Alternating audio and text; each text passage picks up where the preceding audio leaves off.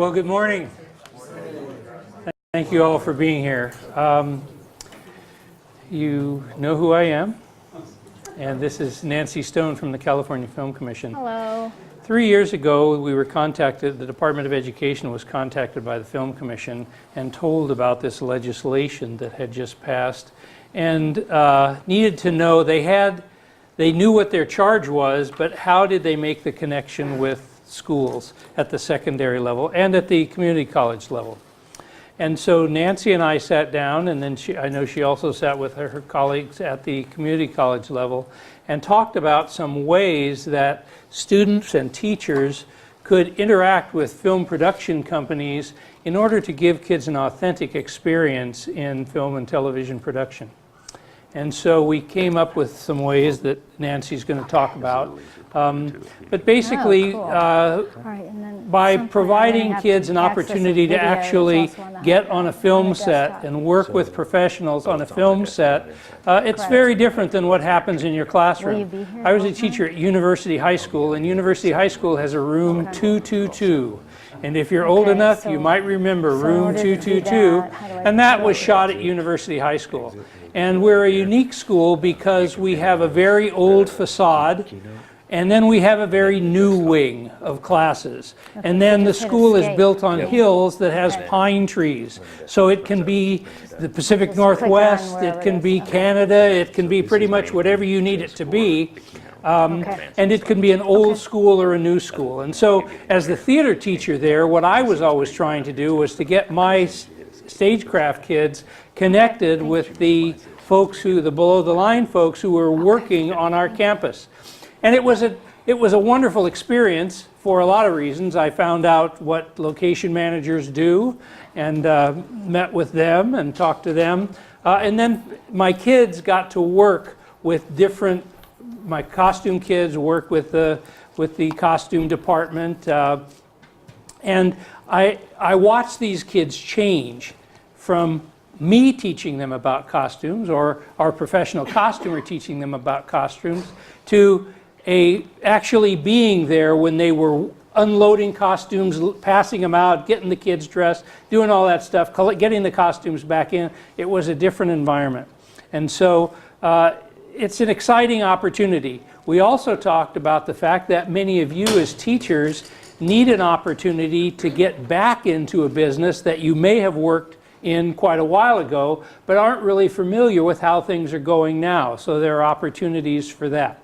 And so Nancy's going to share what the Film Commission has put together to help the production companies understand how they can contribute to career readiness for California secondary students. Thank you, Jack. So first I'm going to just tell you a little bit about what the California Film Commission does, what the tax credit program is about, and then the career readiness component of the program. So basically, the California Film Commission facilitates filming, tries to attract filming to the state of California, and we are the primary liaison between different agencies throughout the state. Did anybody see La La Land? Well, then you all know that opening scene was a logistical nightmare to pull off, and the California Film Commission worked with Caltrans, with CHP, with the permitting office in order to figure out how to shut down that section of a freeway 2 successive weekends in a row so that they could rehearse their whole opening number. So the Film Commission does a lot of that throughout the year. I think there's a film called Chips that's coming out soon.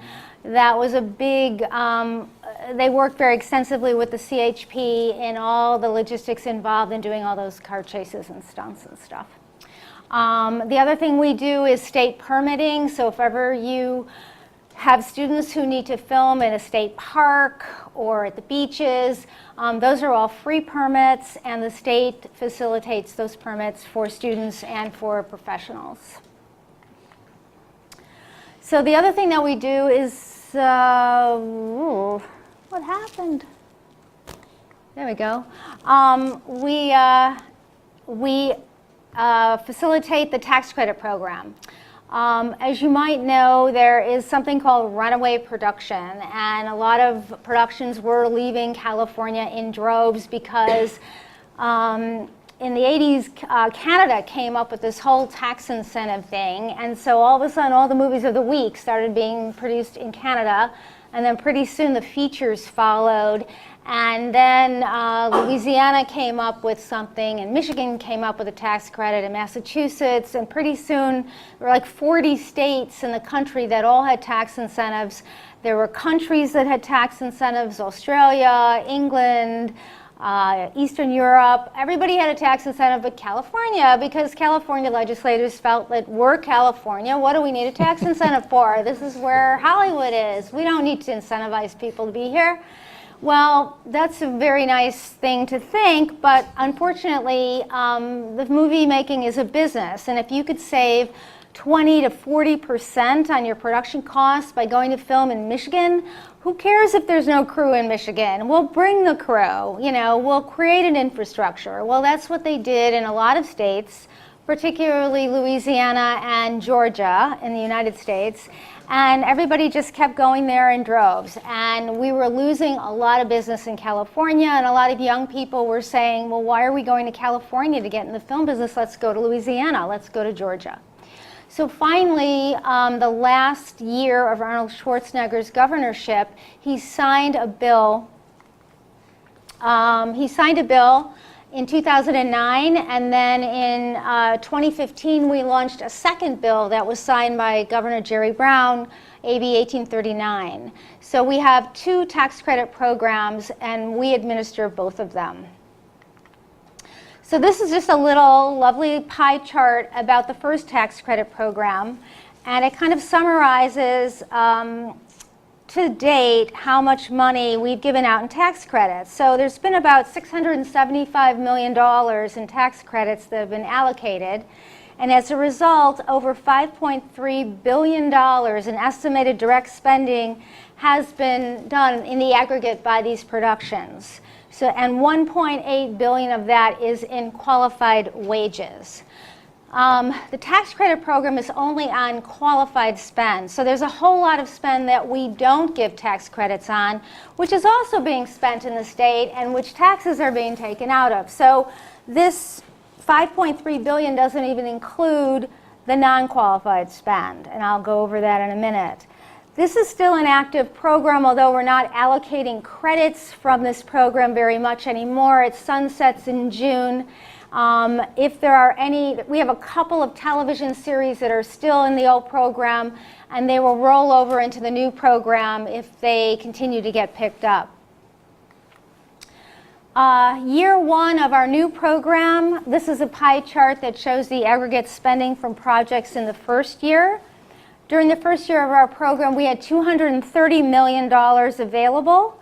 And out of that, we reserve credits for 47 projects that have an estimated aggregate direct spend of $1.3 billion, which includes $530 million in qualified wages. So that's a lot of jobs. The first program, which is known as the lottery program, was literally a lottery. People lined up at the door at the Film Commission on the first day with packages filled with their applications, and we would give them a number, and then we would take the same corresponding number and literally tape it on their envelopes. And we had in our conference room a huge conference room table which would be covered with envelopes by the end of the allocation period, which was technology. Yes, it was really high tech.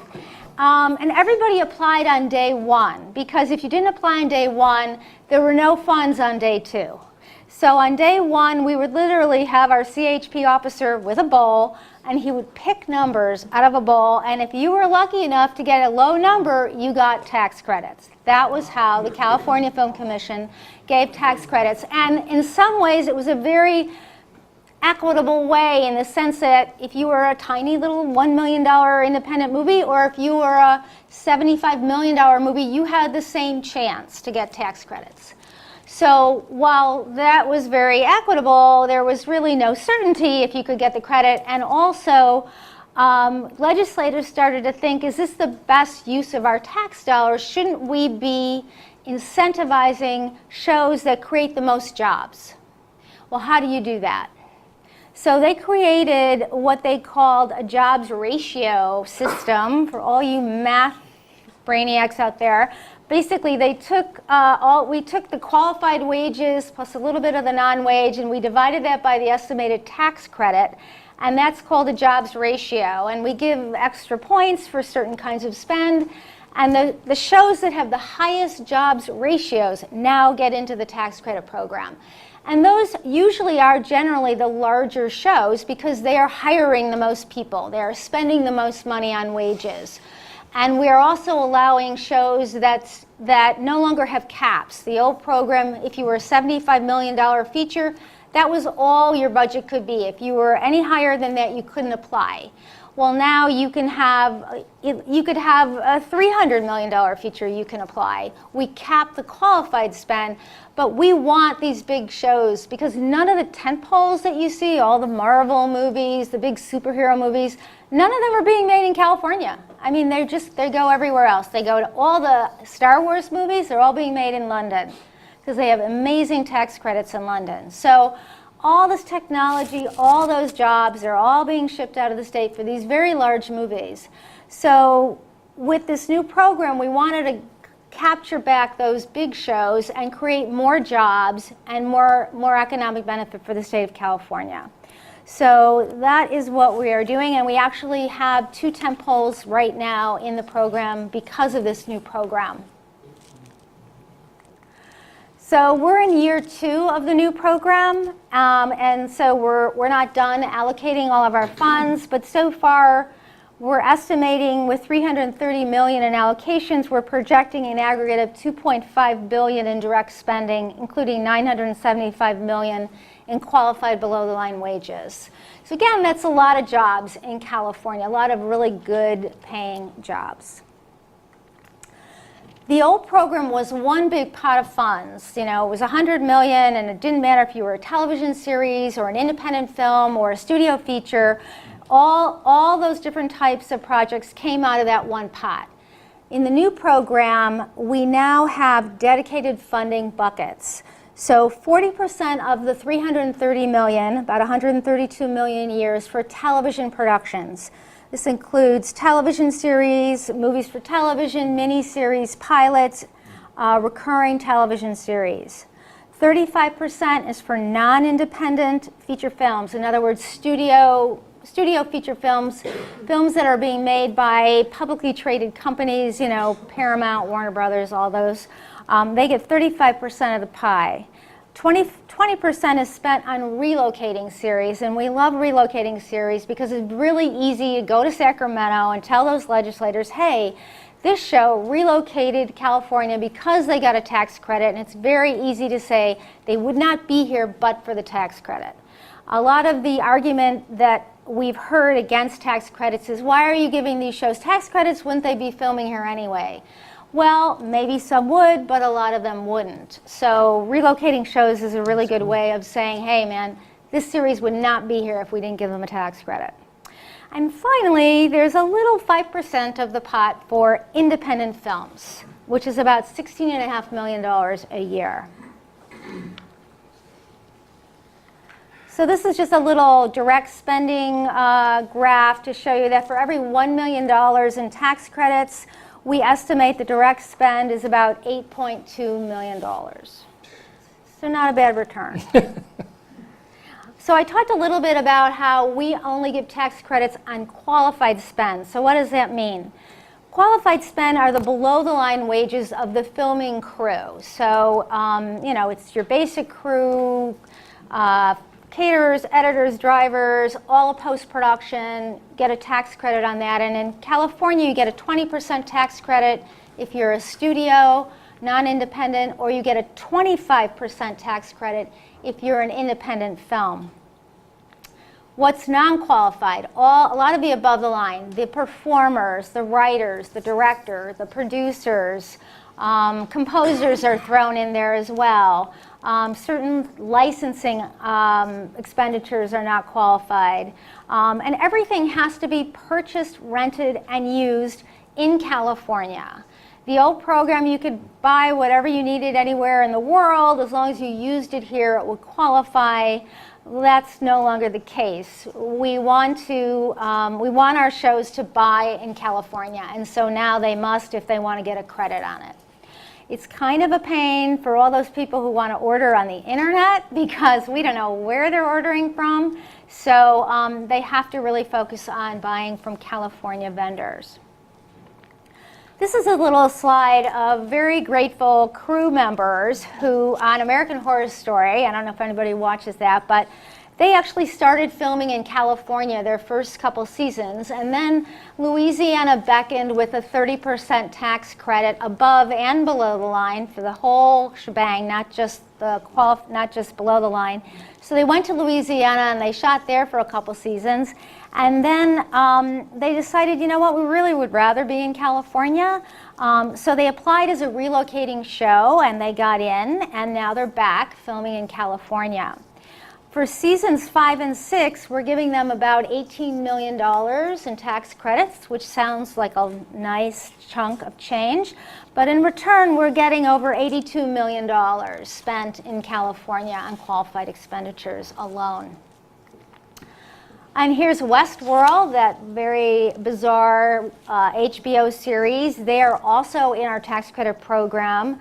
And we're giving them about $12 million of tax credits, and in return they're spending over $70 million to make their series in qualified spend alone. And here's the crew of Code Black thanking for keeping their jobs in California.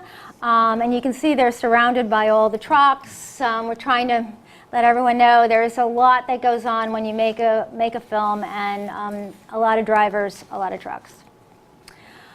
All right, so let's just talk about the career readiness requirement. As Jack said, that was part of the legislation. Our shows have to take part in the career readiness requirement, and there are a list of options for participation, and I'm going to go through those with you. And they're also on the AME website. If any of you are familiar with the AME website, if you click the CFC button at the top, it'll provide the same information that Nancy's going to show. Yeah, and I also have some flyers here that list the different options you can pick up if you like later. Okay, so the first thing is paid internships. They have to be paid. No interns can work for free. The production company has to pay the interns, and they have to work for a minimum of 75 hours on the set or in the production office or wherever the internship takes place. The production company has to have an aggregate of 225 intern hours in order to qualify for the career readiness. So sometimes they'll have 3 interns at 75 hours each, or they may have 1 intern that does the whole 225 hours. The interns have to be 18 years of age, which is difficult for a lot of high school internships because most of the kids are not that old. There's a lot of other ways that we work with high school kids besides internships. When interns do go on our sets, if they are working in a union position, the production company calls the union and says, hey, I'm going to have somebody here who's going to be working in the grip department. Because very early on, one of the companies neglected to call the grip union to tell them they had an intern in the grip department, and one of the other grips said, you know, who's this guy? Like, this is a union show, and who's this guy? And he called up the union, and the show got grieved. As you probably know, film sets are highly unionized places. Everybody's part of a union except for the production assistants and a few other folks. So we have done a lot of working with the unions to try and make these internships as valuable as possible. Even though there are things they won't allow them to do, they still get a lot out of them. And I'm going to have some testimonials to show you in a minute. Yeah. Does that kind of get some of these kids in with those particular unions? Is that something that we're trying to funnel them to? Yes. yes, and I'm going to talk about that too. Absolutely, yeah. Does that matter where you are in California? Anywhere in the state. Anywhere in the state. Yeah, anywhere in the state. Another option is a classroom workshop, and this is where you provide, the production company provides students enrolled in a high school or community college a minimum of 8 hours of some kind of workshop or demonstration, some aspect of the film industry. We've taken this requirement to mean that we can also have our production staff or crew appear on panels or events. And you'll see, I'm going to show you a testimonial. We had some people who did appear on a panel for high school kids. And we allowed that to fulfill their career readiness. So, for instance, if you were having some kind of career day and you wanted film professionals to come and talk to the kids, let us know about it in as far advance as possible, and we might be able to get some people from one of our shows to come and talk to your kids. So just any kind of event like that, we're happy to try and plug in some of these people, and a lot of them are excited to come and talk to high school or community college kids. Another option is this professional tours or set visits. We have had small groups of high school kids come with their teacher to on-set visits, and they've gotten a lot out of that. Yeah. What's a small group? I think it was about 5 or 6 kids. They came for 2 successive days, 5 kids per day. Very small. It's very small, yeah. But this is on a set where they're shooting. Like, you could have a larger group of kids, say, tour a post-production facility and watch a film being color timed, or watch a sound session or something like that. But on an actual working set, it's usually hard to have a group of 30 or 40 kids running around. So who pays for the bus? It comes out of our CTE funds, or does it come out of? Comes out of your CTE funds, right. And we had Nancy and I spent a lot of time talking about this one, because there were a lot of people who took their kids to Universal Studio tours. And they wanted to use their CTE money to do that, and we said, no, you don't really learn much about film production. And then Disney, any of you familiar with the Disney program?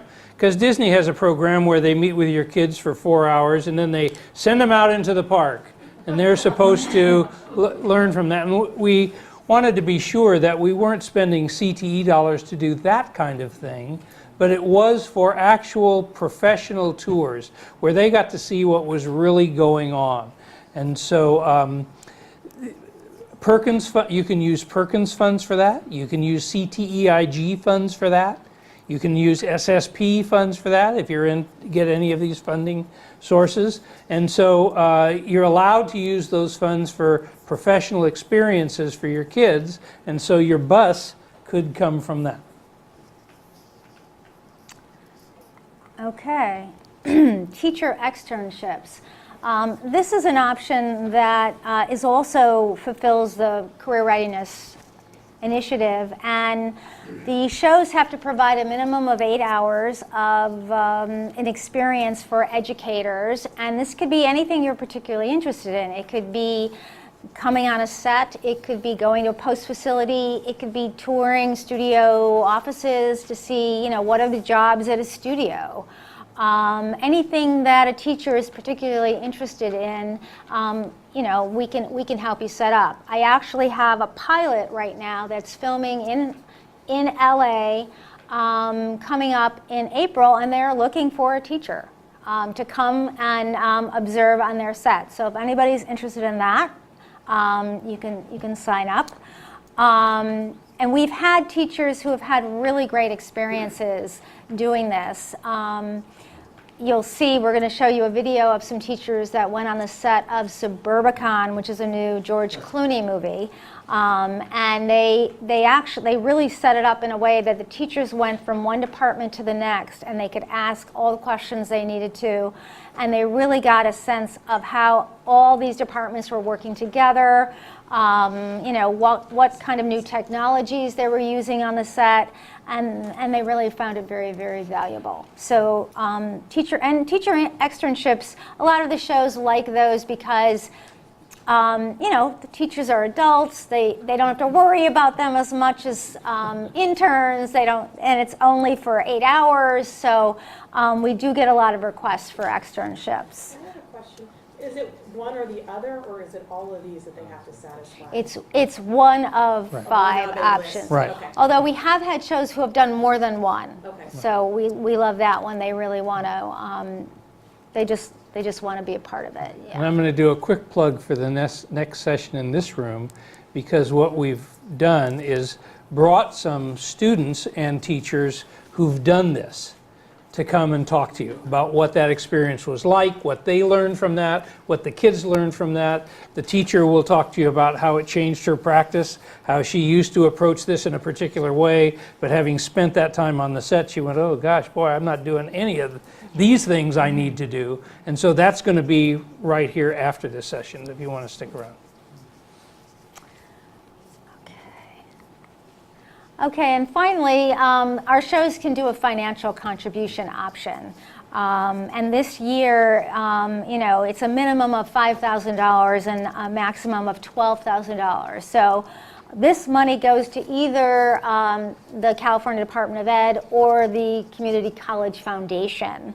And Jack has been very helpful in helping us figure out what to do with those funds. Yeah. And so when a production company decides they want to contribute to the statewide option, that money comes to the California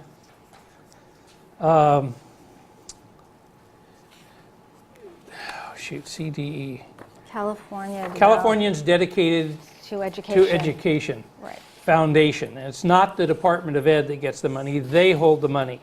And then we work with Nancy to determine programs that are statewide programs. So we don't take the money and give it to a school.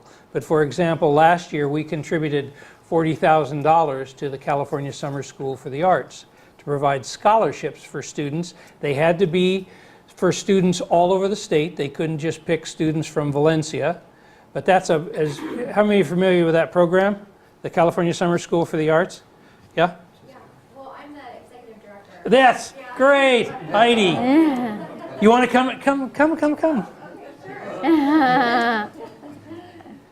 Sitting quietly back there. Oh, I've heard of that program. So they were generous enough last year to grant us $40,000. And with that money, we sent 56 students to our program last summer.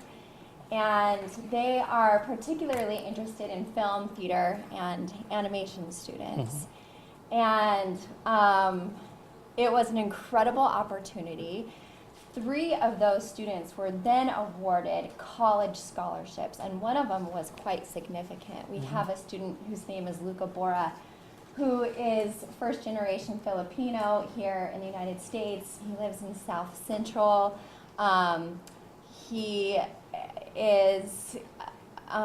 having a very common experience in South Central, but he is an incredible, incredible filmmaker. And he has the great art of knowing how to tell a story that is very intuitive to him. And one of the reasons why he was awarded the $40,000 college scholarship at the end of this was because he was discussing what it's like to be Filipino, first generation in South Central, and the pressures that come along with that, and what that's like on the daily experience with his peers.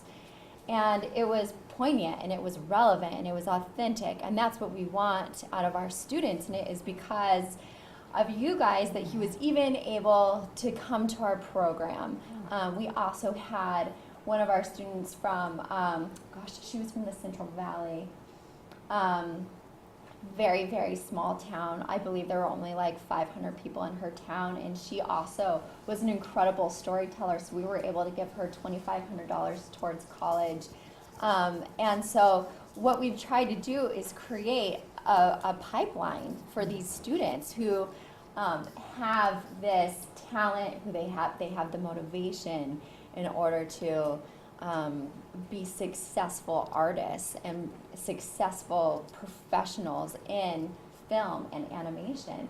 And we have them learn from professors, we have them learn from professionals who come into our school as guest artists, as visiting artists. They work with these students so that the students can really see what it's like to be an artist on the daily. And How many are familiar with California Summer School for the Arts? I just wrote you guys an email. Okay, because it's a residential, it's a 5-week? It's 4 weeks. 4-week residential program where you go and are really immersed in this instruction and work with professionals. It's an incredible program.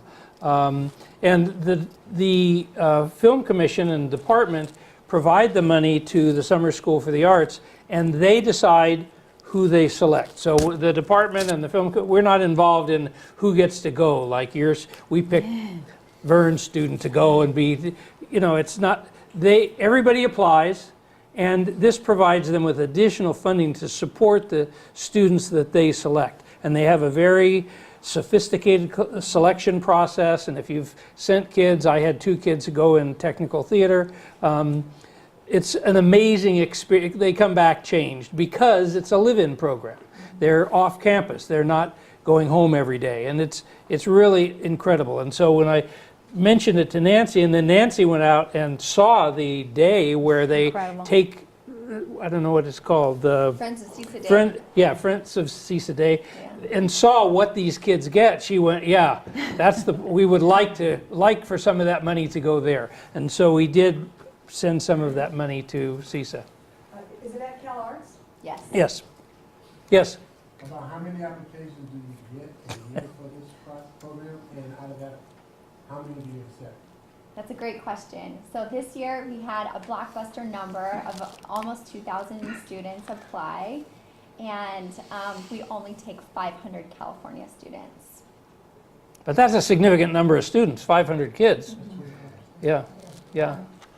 And so, and we're hoping to be able to, if the production companies continue to contribute to that particular fund, we will contribute to we'll continue to contribute to this.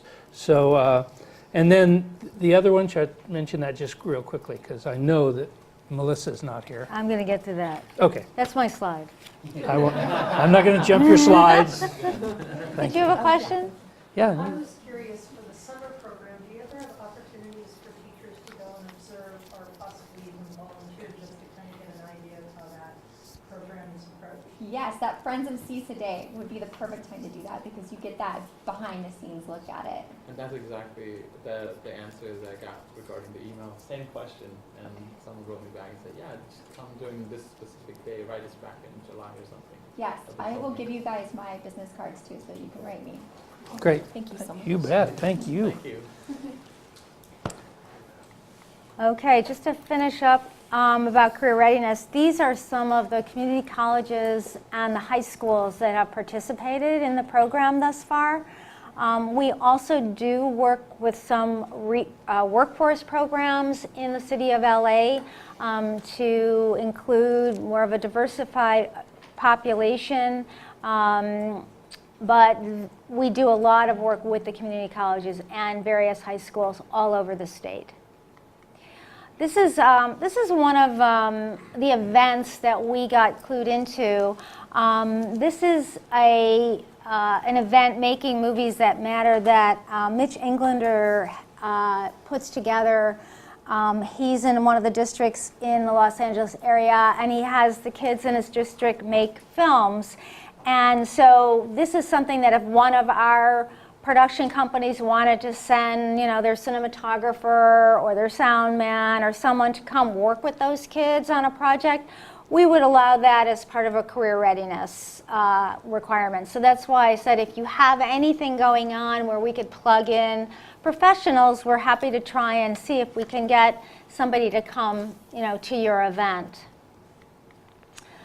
And this is my slide that Jack was trying to horn in on. This is the Student Voices Summit. And I believe there's another session actually going on now with somebody from this organization talking about it. This is that organization where kids all over the state make videos to express their thoughts and feelings about their educational process, and then they're coming to LA to show those videos, and they have all other kinds of events going on. And we actually have one of our shows, it's called Beautiful Boy. It's a feature that's going to be filming in LA. They are contributing about 5 or 6 crew members.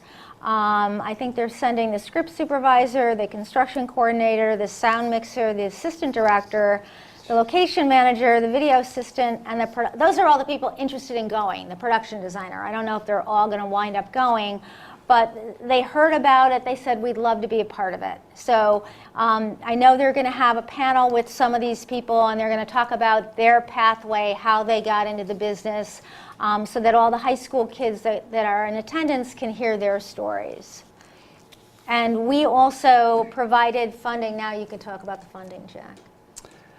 Well, we provided funding for that event. Right. They needed, in addition to, I mean, we didn't know that they were going to provide actual speakers and folks for that event, but we knew they needed funding to bring more people to the event, because last year they had an event, but it was very limited. It was, I think, the teams that produced the top 3 videos or something like that got to come to the event. And so I reached out to the California Alliance and said, if we were able to provide you with some additional funding, would you be able to bring more kids to the event?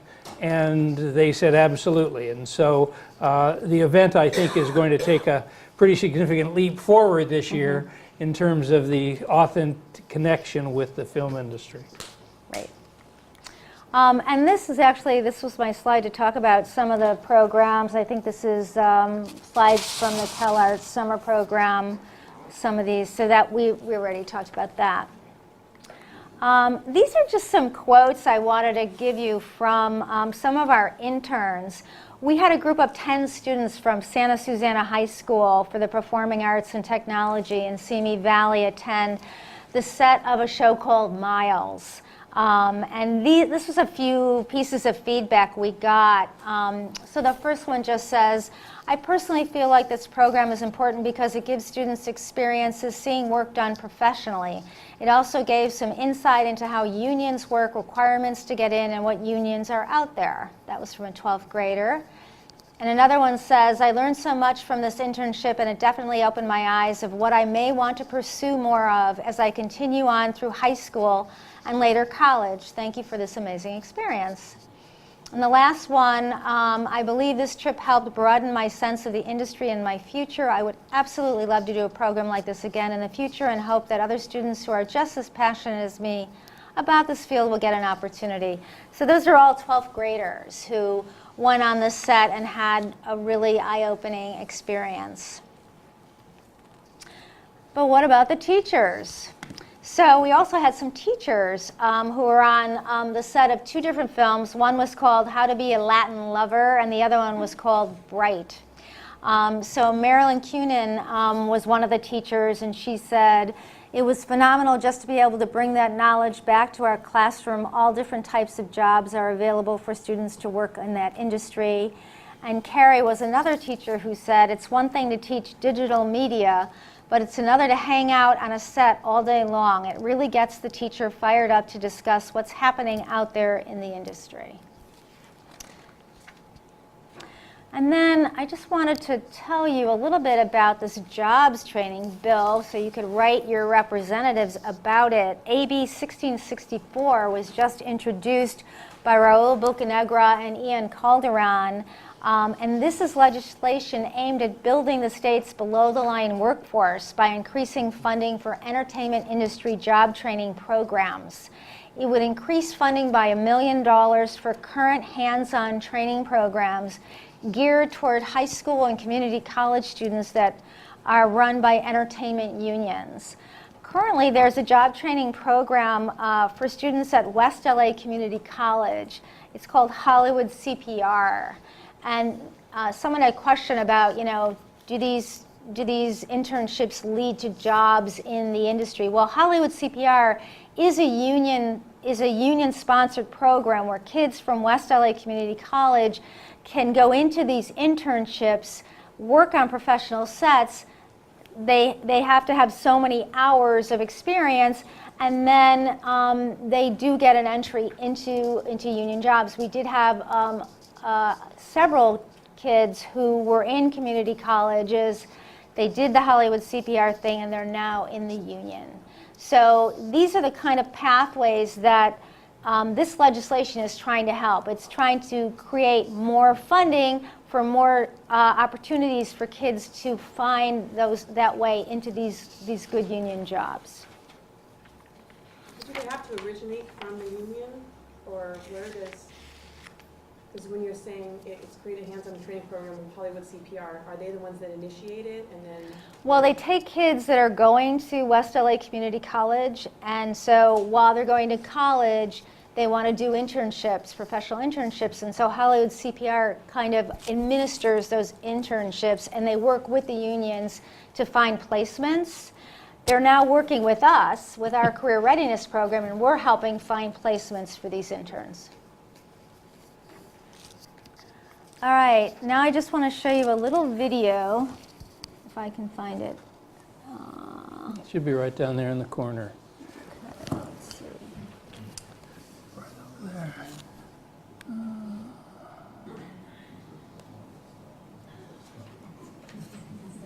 Double click the. Yeah. Videos, we'll just do it there. Oh, maybe that's it.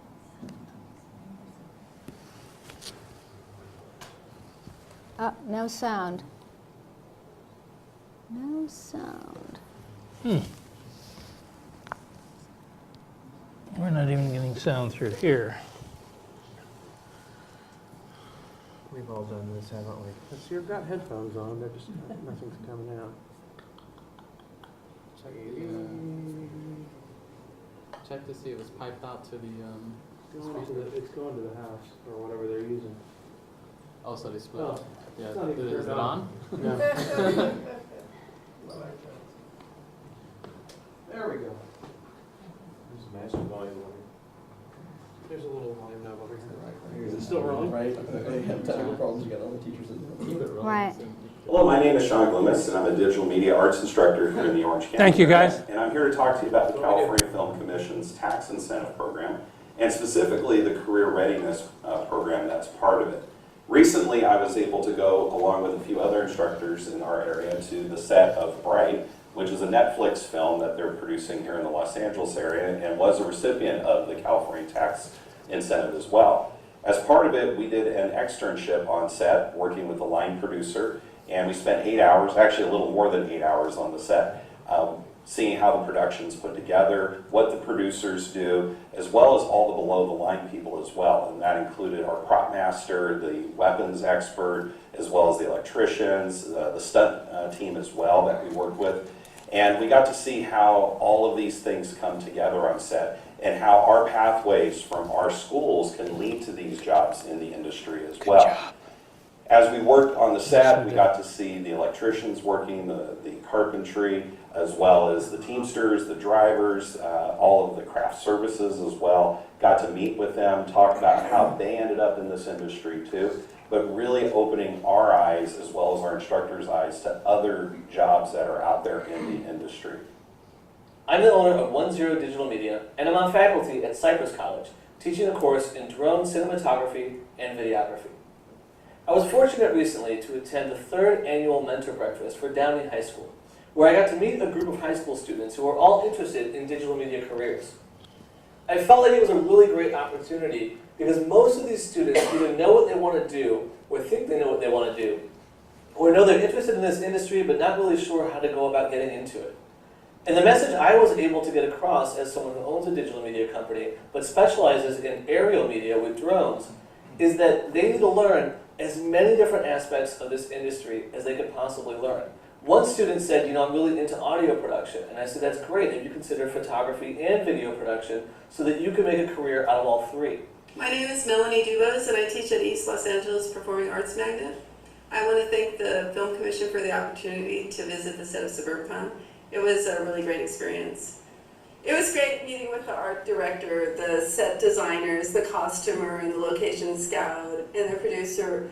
Everyone talked about how in their department they work to support the story and the vision of the director, and it also related to writing, because when the students write, they need to know that all the elements of their writing works together to support a theme. Hi, my name is Mona Alvey, and I am a 10th grade student at Santa Susana High School. I take part of the Stagecraft program, and a couple of weeks ago, I was fortunate enough to go on the amazing field trip to the Miles movie set. I went with Irene Silver and a few members of my class. It was a really amazing experience because I got to talk to a lot of the crew who worked on the set, and they were all very kind and talked in detail about what they were working on. In particular, I remember talking to the producer, who was really specific and answering all of my questions. In addition, I talked with the makeup designer, who surprisingly worked on Beetlejuice, one of my favorite movies, which was really an eye-opening experience for me because this is something that I want to do when I grow up. I've said I wanted to be a production designer, but now the producer or even camera position look really tangible to me. I was really inspired when I heard everyone talk about how they got started, and I realized that it would be easy for me to get there too if I work hard. Hi, my name is Griffey Marguerite. I am a theater major at Cal Poly Pomona. I was referred to the internship through someone at Higher LA who knew my interest in theater. I got to experience set life, talk to the talent, and learn about editing.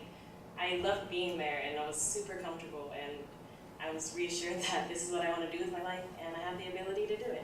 My name is Laura Almo. I teach film at El Camino College. We have a small film department where I teach production classes, editing, audio production, and critical studies, film analysis, and production planning. I was thrilled when invited to the Suburbicon externship.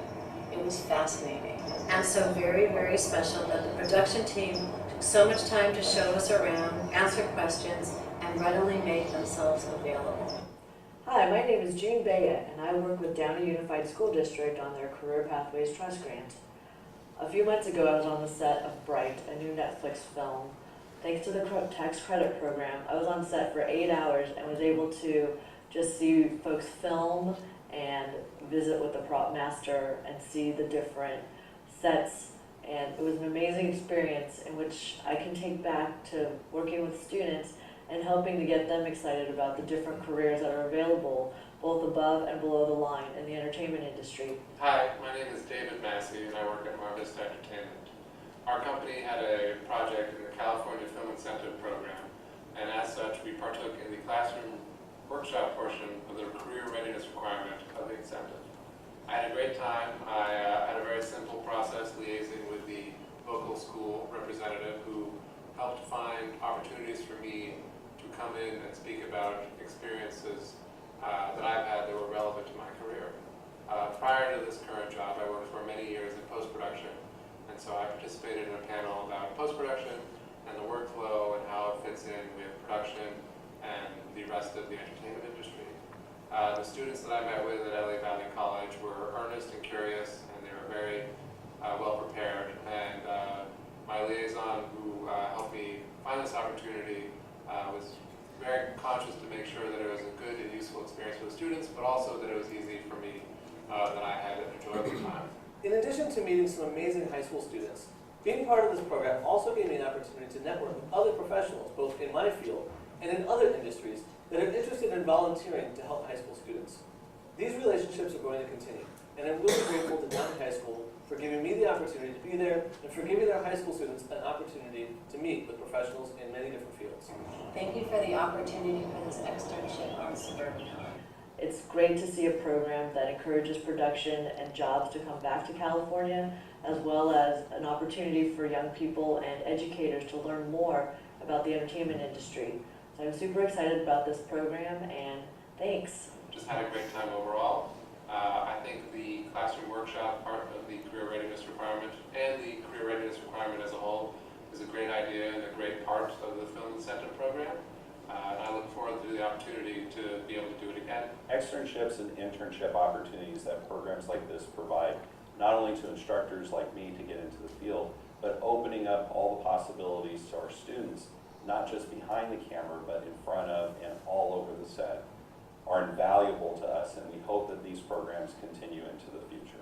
In conclusion, I'm really happy I got to go on this field trip. It was really eye-opening, and I'm really glad I went. It was just really exciting, first of all, and just amazing to be a part of something like that. I'd love to do something like this again in the future. Great. I just want to say, if you are interested in getting on our database, I have sign-up sheets here where you can put down, your name, your school, what areas you're interested in, so that when we get calls from our shows, we can plug you in. And again, this is all over the state. Sure, a lot of our shows shoot in LA, but we do have shows shooting in Northern California. We have a television series that just got in. They're shooting in San Diego. So there are opportunities that do come up, and we're always looking to plug people in. And of course, I call Jack all the time if I need to find someone for and also people contact Jack directly. Right. So there's different ways to get into the programs. And this little flyer lists all the different opportunities available. Brenda, who works with me, she is the keeper of the database, and there's her email address on the bottom here where you can email her as well to get your name and your school on our list. Does anyone have any other questions? And I just want to say we have two people. Irene, you want to raise your hand? She's the teacher of the student who spoke last, and Anne.